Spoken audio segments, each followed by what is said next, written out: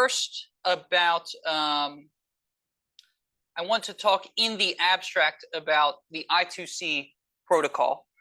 And we'll start as usual with discussing how you attach the hardware for if you want to communicate between some controlling device and some peripheral device over an I2C bus, or between some number of controlling devices and some other number of peripheral devices. How do you actually hook that up? Those of you that have already got the sensor set up have gone through this exercise, but I want to talk through what exactly you're doing when you do that. So what you'll see here is that there's only two wires connecting the controlling devices to the peripheral devices. And furthermore, all of the controlling devices and all of the peripheral devices share the same wires. So this is in contrast. I'll just remind you too, we had a long conversation about hooking up an SPI bus if we were trying to communicate with a bunch of sensors over SPI. And in this case, our controlling device, each of our peripheral devices shared a clock line, shared a MOSI and MISO line. And I'll just remind you that MISO is data going from the peripheral devices back to the controlling device. MOSI is data going from the controlling device to the peripheral device. And then each device had its own chip select line. And this was how on a SPI bus, we told, peripheral 2 here, hey, we're trying to talk to you, right? So every peripheral could see the toggling voltages on the clock line, the toggling voltages on the data lines, but they know that that information is meant for them if we have dropped their particular chip select line. This is in contrast to the I2C bus, where there is no chip select line here, right? And so a consequence of this, as we're going to see in a moment, is every device on this bus needs an address. Rather than telling a particular device that we're about to speak with it by dropping some GPIO line, we instead communicate over the data line its address so that it knows that the following transaction is meant for it. A couple of other observations here. So SCL stands for, this is the clock line. SDA is the data line. You'll notice that there's pull-up resistors on each. So when no transactions are occurring, these two lines are both pulled gently high. And then during the transactions, we pulse them low. Some other differences that you'll note as compared to something like SPI, each of these different protocols, they exist because they fill some sort of niche in an application space, right? And so one niche that I2C is sort of filling here is economy of GPIO ports, right? So you'll notice that we only require 2 GPIO ports to communicate with a whole bunch of peripherals. And if you're GPIO constrained, boy, is that handy, right? It doesn't come for free. So what you'll notice is that there is only one data line in an I2C bus, as opposed to SPI, where there was a data line going this way and a data line going this way. And every SPI transaction was full duplex, which is to say we were sending and receiving at the same time.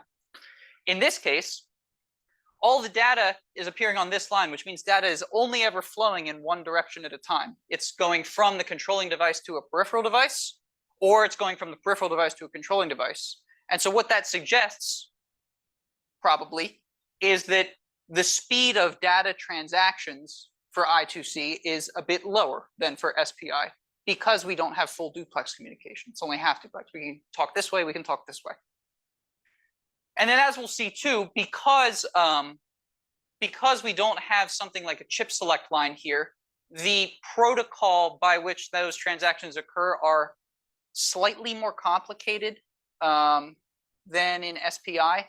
SPI, it's pretty easy to just pull it up on a scope. You see the clock line, you see the data line, you can just read the bits out. There's a few extra steps here that we'll talk through. The nice thing though is because there's only 2 lines, you have a 2-channel scope. You've got the whole picture, right? You can put a probe here, put a probe here, and you see every transaction occurring between every device. It takes a little bit of work to decode those transactions, but you have the whole picture right there on a 2-channel scope. Any questions about this?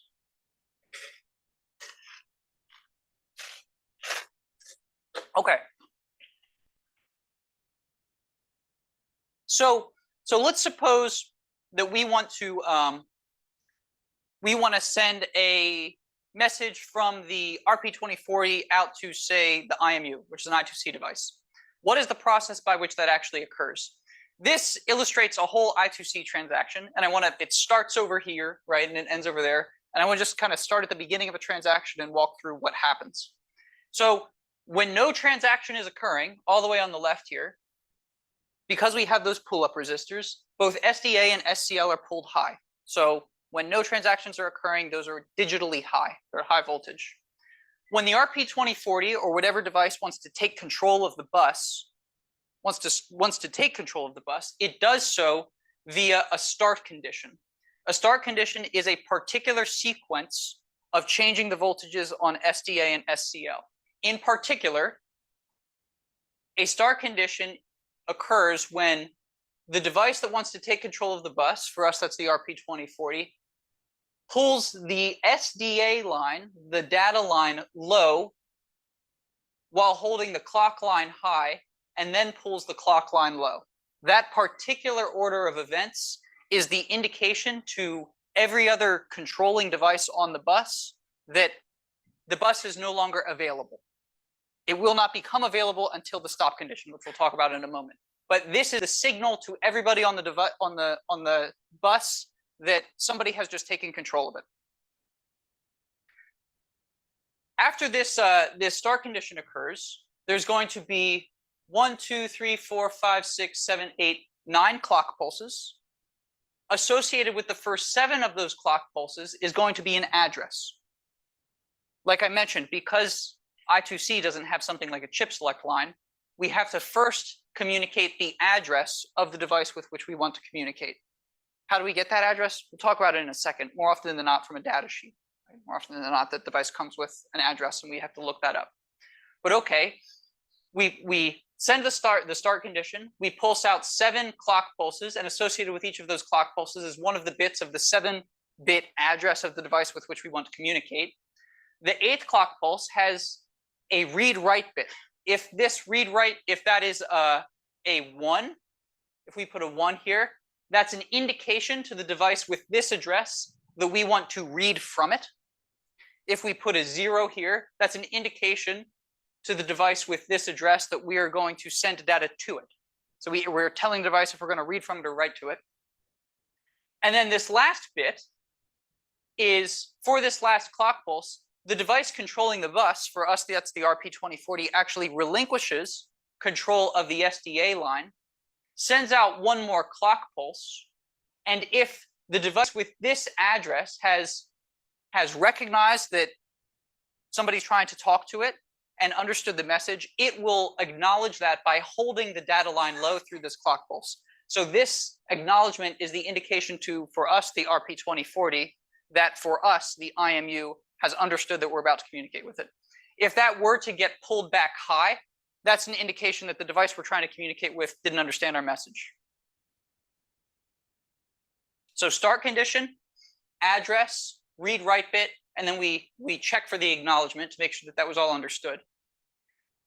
Following that, we're going to have another 1, 2, 3, 4, 5, 6, 7, 8, 9 clock pulses, the first 8 of which are going to be data, the 9th of which is another acknowledgement. Was that data properly received by the device that we're communicating with? Following all of this, there's going to be a stop condition, which is sort of the mirror image of the start condition. When we get to the beginning of the stop condition, both SDA and SCL are low, and the stop condition is sending SDA high after putting the clock line high, right? So it's sort of the mirror image of the start condition. When the other controlling devices see this, they know that the bus is available, and they could, if they cared to, send their own start condition and take control of the bus. Nobody else can take control of the bus until the stop condition occurs. Make sense?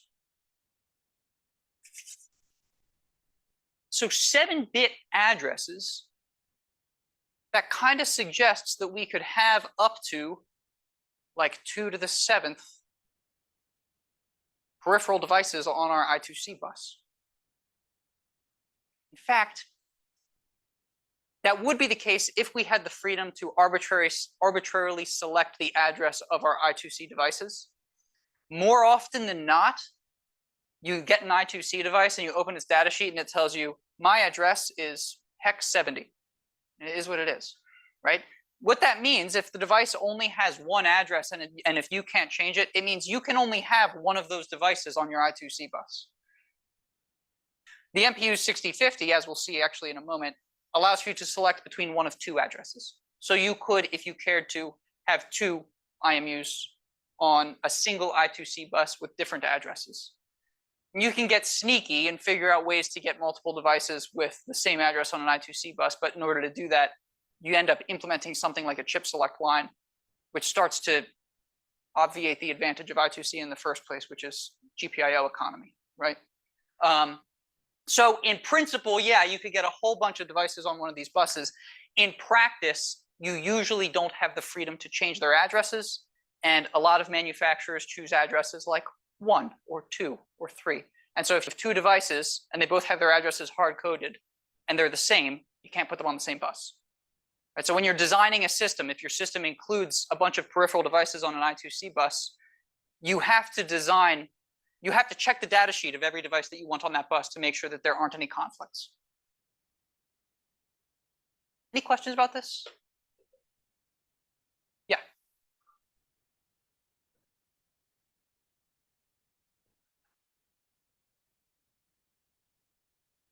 It's the peripheral that you're communicating to. Yeah.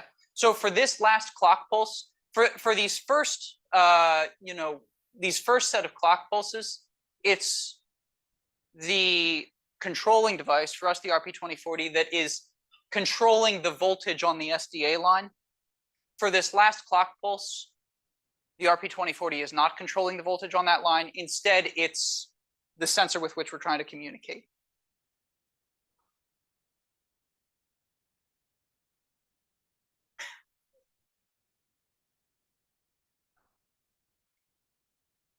For that clock pulse, yes. Yep. Yep.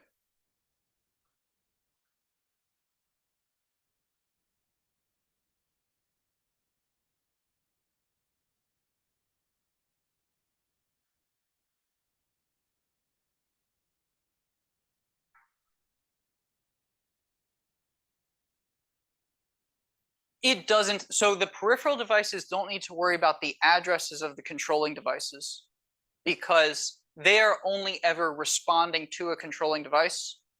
And so whoever the controlling device was that sent us this address to which we're going to respond with data, perhaps, we don't care which of them it is. It's just whoever has control of us at the moment. Bruce?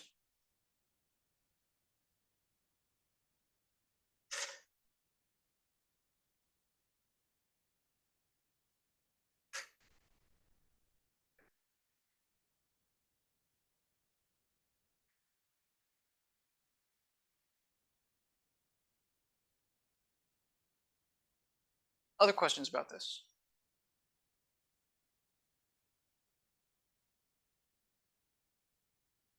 Okay. There's a couple other little sneaky things to just mention. One is clock stretching. So I mentioned that when we're doing a transaction with some peripheral device, that last clock pulse, it's the peripheral device that's responsible for setting the ACK on that last clock pulse. But what if we've made some request to the peripheral device to go get the value from some register and report it back to us or something that takes it a non-zero amount of time, or perhaps we've told it to go take a measurement and then report the measurement back to us, in which case it might need a little bit more time to do what we've told for it to do than exists between these clock pulses. For some peripheral devices, you can configure them such that they can clock stretch, which is to say, in addition to taking control of the data line for that last clock pulse, they can hold the clock line low for a little bit of extra time so that the controlling device, for us the RP2040, can't send that last clock pulse for a little bit of extra time, buys itself some time to go off and do whatever we told for it to do. Then it releases the clock line, allows for this pulse to occur, and sets the ACK bit. MPU 6050 actually allows for this. So, which is just to say that if you pull these two things up on the scope, you might occasionally see a little bit of extra time before that last clock pulse, and that is the peripheral device doing clock stretching, giving itself a little bit of extra time to do what we told for it to do.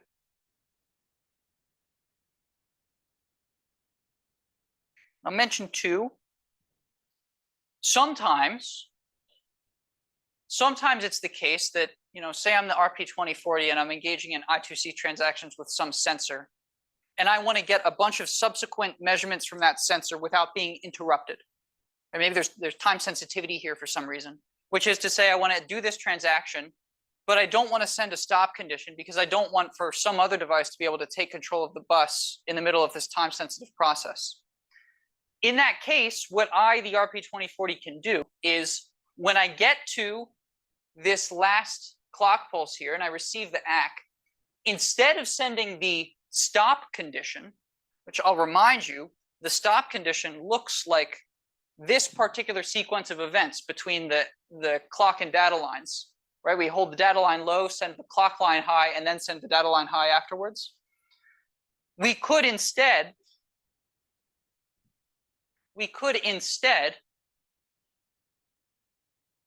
send the data line high while holding the clock line low, and then send the clock line high. This is not a stop condition. This does not relinquish control of the bus, but it puts the clock and data lines back in their idle configurations. They're both just high. So it puts us in a position to send another start condition. And so what this means is we would have sent a start condition over here at the beginning of this transaction. We get to the end of it. We don't want to relinquish control. So we put the clock and data lines back into a configuration where we can send another start condition, but we do so without ever passing through a stop condition. So nothing else can take control here. We send another start condition and do another transaction, so that we could do 5 or 6 or however many subsequent transactions with some peripheral device without ever sending a stop condition that would allow for any other controlling device to take control of the bus. We retain control even between each of those transactions. Yeah.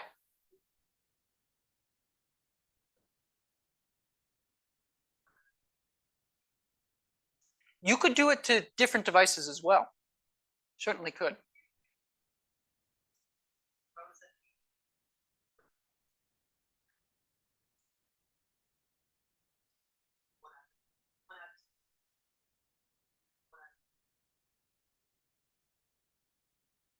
You mean like, do you need to send the address anew each time you engage in a transaction? I believe this is going to be datasheet dependent for the device with which you're communicating. So you'd read the datasheet and say, does it expect an address for every transaction? In which case, that's what you got to do. It might also support something like a burst read or a burst write mode. MPU 6050 actually does, as it turns out. In which case, you can just grab a bunch of data from it. Other thoughts about this? So advantages and disadvantages. Great GPIO economy, only takes 2. Disadvantage, slightly more annoying to decode on the scope, but not so bad. And in fact, some of you may have noticed that on each of the lab benches, there's a little blue rectangle labeled Pico scope. That's a software-controlled oscilloscope that has built-in decoders for I2C, SPI, and so forth. It's good to know about for something like a final project. So if you were to take the 2 scope probes out of that Pico scope and put one on SCL and one on SDA, open up the Pico scope software and say, hey, I have this set up on an I2C channel. Here's the data rate for that I2C channel. I have this probe on SDA, I have this probe on SCL. It then knows that it's looking at I2C transactions and it will decode them for you. Same with SPI, same with UART.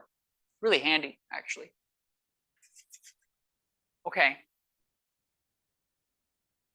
And then I'll just mention too that there are some devices that also support 10-bit addressing, in which case, when we want to start this transaction, we have our start condition. Our first 1, 2, 3, 4 clock pulses. First 4 clock pulses are always going to be 1s followed by a 0. This is the indication that you're about to receive the first 1, 2 significant bits of a 10-bit address. We send the most significant 2 bits of that 10-bit address followed by a read-write. We'll get ACKed by every device that has these 2 bits in the most significant places of their 10-bit address. Every single byte, every single device acts. That is to say, they're all holding this thing low. And then we send the rest of the address, at which point only the device with that full 10-bit address will act. The rest of them will not act anymore. Not relevant for us actually in this lab, but depending on the particular sensors that you might use for a final project, right, this might be relevant. Okay. So everything that I just talked about is not RP2040 specific. This is just general I2C information. The next thing I want to do is take a look at the code which you are all using in lab this week to control the MPU 6050 in particular. Any questions about general I2C stuff before we talk specifically about our microcontroller and our sensor? Okay, so in that case, let me pull up a demo code here. So you'll notice that there's some demo code for getting started with the sensor. What I want to take a look at, right? So there's a whole bunch of actually files in this directory that describe this project. Some of them look familiar at this point. I'll point out the new ones. So as usual, we have a CMake lists file, right? We'll see that in every one of these directories. glcd font.c, you've seen this before. This describes the font that when you call write text to the VGA screen, it's pulling the definitions of each of those characters from glcd font.c. There's the hsync PIO state machine, the RGB PIO state machine, and the vsync PIO state machine, which we've talked about. There's VGA graphics.h and .c, which you all have familiarity with at this point. I'll just remind you that this describes all of the VGA graphics primitives: draw circle, draw line, draw rectangle, all that stuff. There's the proto-threads header file. The new stuff in this directory is there's a file here called MPU6050.h and a corresponding source file called MPU6050.c. This instantiates a very simple driver for the MPU6050 IMU. I want to start by looking at these two files here, and then IMU demo.c. That's the application code that includes main, right? So it will include MPU6050.c, the functions defined in here, right, to read the sensor and so on. But let's first take a look at MPU6050.h. What we'll see is the point of this is just to sort of consolidate all of the sensor parameter information. So in particular, you'll see the address for this sensor is hex 68. We'll look at the datasheet for this in just a moment, but that is just straight out of the datasheet. We opened the datasheet and it said, my address is hex 68. So that's what we're going to use as the address. We're going to use, we define a macro called I2C chan, which is just I2C0.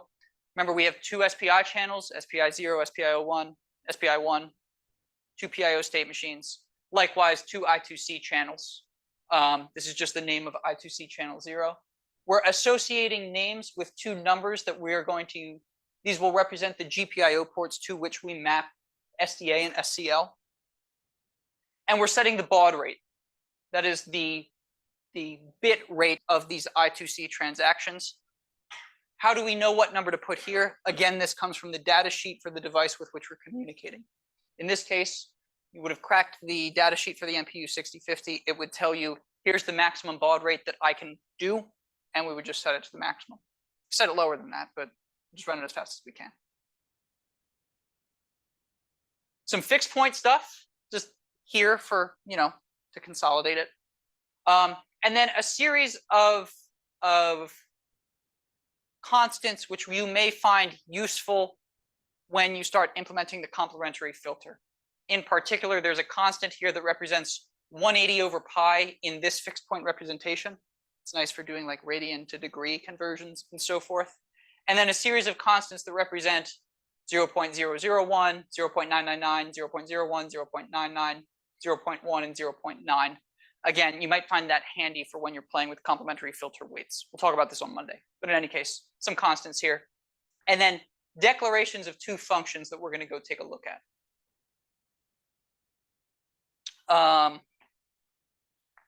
Before we take a look at that, let me just quickly pull up the data sheet. So let's take a look at the data sheet. It's a rather long data sheet. Let's just take a look at I2C interface, perhaps. And let's see. There's something here I wanted to point out. It was this. I just wanted to point out that in this data sheet, here is where we got the address of this particular device. And you'll notice that there's an X in the last bit. What this tells us is its address, this device's address can be 1101000, or same first bits and have the last bit be 1. It's up to us to pick that last bit for the address.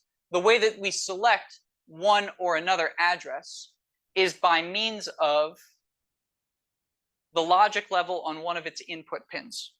So it has a particular pin called AD0. If you hold that at ground, its address will be 0 at the end. If you hold that logically high, its address has 1 at the end. Okay? So we have the freedom to select between one of two addresses, but we don't have we can't select an arbitrary address, right? So this is just pointing out that this is what that information kind of looks like in this particular data sheet. If we scroll down just a little bit more, see if there's anything else interesting here. Some timing diagrams that look an awful lot like we just looked at. And here, for instance, is another representation again of the same kind of data that we just looked at. What this is showing us is how we would do a single byte write sequence to the MPU 6050. What it says is we would start with a start condition. So this would be the RP2040, sends a start condition, sends the address of the MPU 6050 followed by a write bit, MPU 6050 AX. We specify the address of the register to which we want to write, get an ACK back, send the data that we want to write to that register, get an ACK back, and then send a stop condition. So it's telling us the sequence of events for writing a single byte to a specified register address in the MPU 6050. And when we look at those functions that I just pointed out in the code, we're going to see this process kind of encoded, right? So how did I know what that sequence of events should be? It was by looking at this particular page of the data sheet. So let's go take a look at that. Let me see here. Okay, so we're going to look at two functions in particular. One is called MPU 6050 reset. As we'll see, this just sets configurations for the sensor. Well, we'll see that in a second. And then the other one is read raw, which gathers a set of measurements. So let's take a look at those. So if we take a look at the MPU 6050 function, what we'll see is a bunch of kind of repetitive stuff. So we'll see that we instantiate a series of length 2 arrays of cars, byte arrays, with slightly cryptic looking data in them. And then we call a CSDK function called I2C write blocking. We specify the channel over which we're going to do this I2C transaction. We specify the address of the peripheral device to which we're communicating. We pass in a pointer to the beginning of the byte array that we would like to communicate to this device. We specify the number of transactions that we would like to have occur. And then this last argument, we'll look it up. I can't remember offhand. We'll look it up in the CSDK guide. Okay, but what we're saying is, please send 2 bytes to the device with this address over this I2C channel. And here's a pointer to the beginning of the array that holds those 2 bytes. So what does this data actually mean? Let's just pick one in particular. So let's look at, for instance, let's look at this particular transaction just to dissect what this is doing. So what we can see, we're executing that write byte sequence that we just saw in the data sheet, right? So the first index here is going to hold the address of the register that we want to write data to. The second index is holding the data that we want to write to that register. You'll remember from the data sheet that before all of that, we have to communicate the address of the device with which we're communicating. That's handled automatically when we specify that we're writing to this address, right? So when we say, please execute a transaction with this address, it sends that address. And then after having done so, we'll send the address of the register that we're writing to and the data that we want to write to that register. And if we believe the comments here, what we're doing is setting the gyro sample rate to 1 kilohertz. So let's just check the data sheet to see how this works. So I'm going to pull up the MPU 6050 register map, which is actually a different document than the data sheet. Whatever. And let's see. We want to take a look at.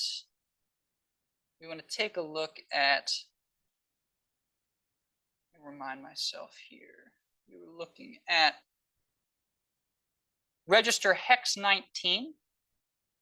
So let's look at register hex 19. Hex 19 here. And figure out what each of these bits means. Hold on, I'm getting lost.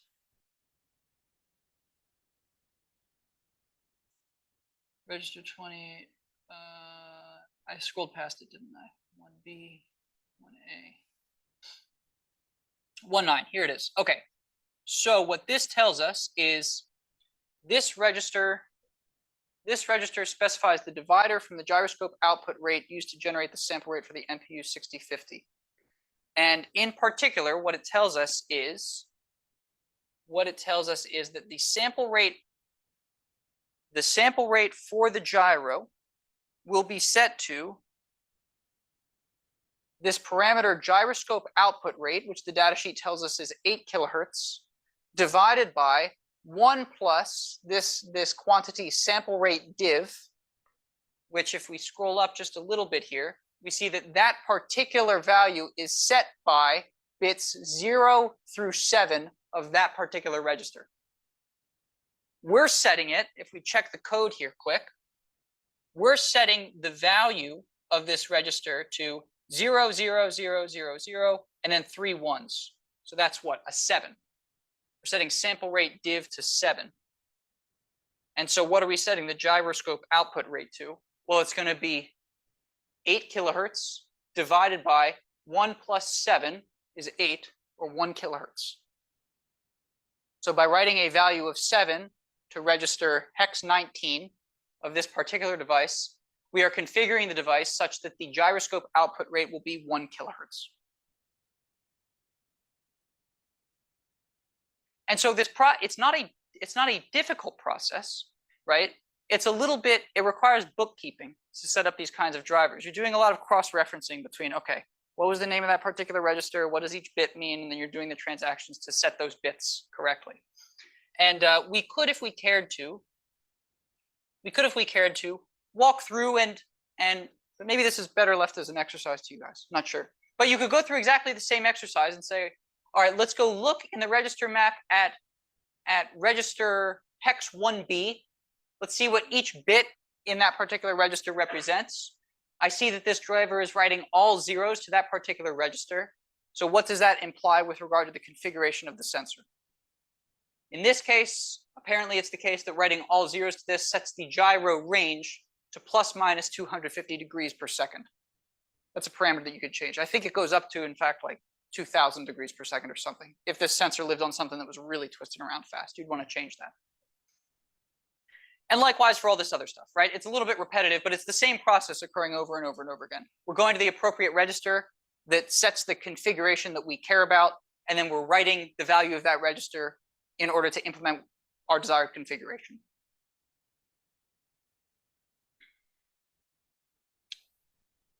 We call that once. That configures the sensor in the way that we want for our particular application, sets the sample rates, sets the ranges, all that kind of business.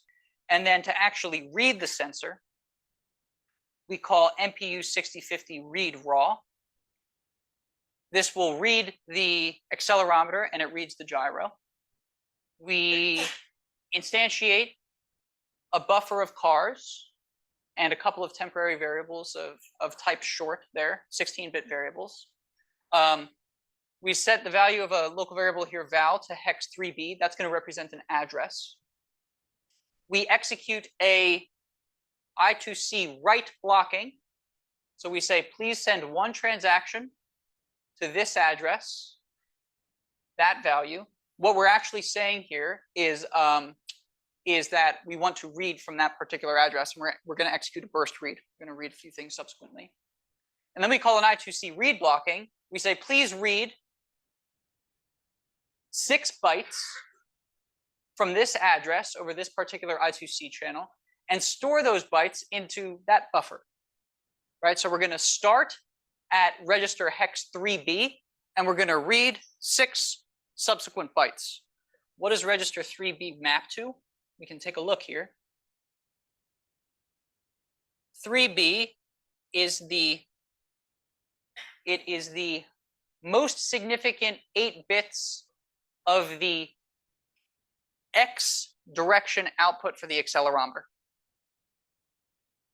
The next register is the least significant 8 bits, right? So we're getting 16 bits of accelerometer information in the X direction.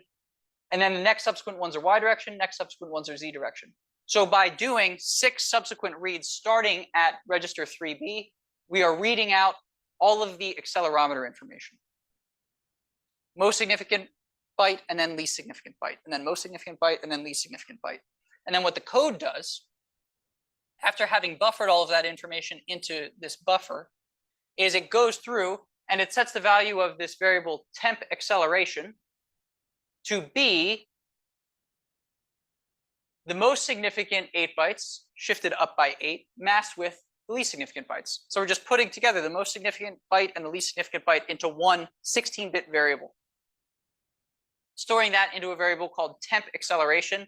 And then we are setting the index of an array of shorts called accel to be temp acceleration. In other words, all that we're doing here is we have this array called accel. It's 3 indices long. Each index holds a 16-bit variable, and it's storing X acceleration in the first index, Y acceleration in the next one, Z acceleration in the next one. And we do a little unit conversion here just to convert to G's in fixed point. And then we go through exactly the same process and do a series of subsequent reads, starting from the register associated with the gyroscope. So we go through the same process and we read out gyro X, gyro Y, and gyro Z, store all of that into an array called gyro. These are global, and then we can go access them in our application code. Just to see what that looks like quick. We're essentially out of time.